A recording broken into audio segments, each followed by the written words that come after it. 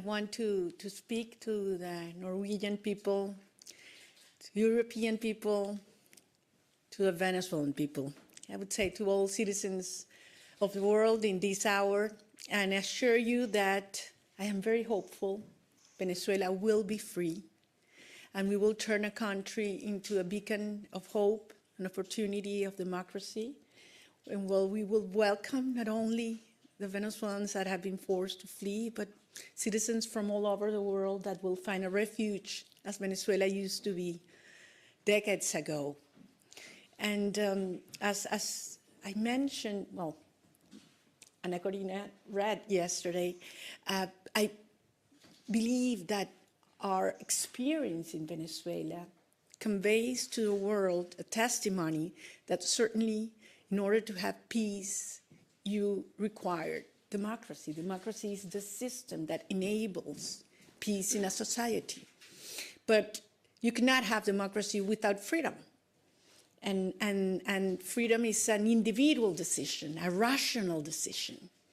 And it's the sum of these individual conscious decisions that bring that collective ethos that creates the force, the strength, and the courage to fight for freedom, to defend it when you got it.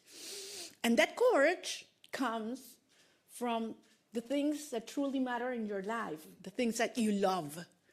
And when you feel that those things are most in danger, then the courage increases.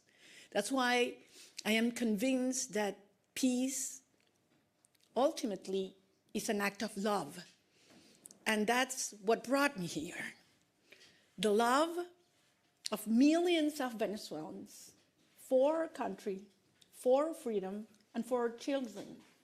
And I believe there's no other generation in the history of Venezuela that loves more freedom, our family, and our soul, our territory, the possibility of actually being in your homeland, in moving freely in your homeland, because we have lost that. And as I mentioned to you, the force that brought this country, our nation together, was this longing that we want our children back home. And we will not stop until they do that. And we give them a country in which they can live with dignity, with justice, and the responsibility that comes with freedom. So we have great admiration for Norway's institutions and democracy. We shared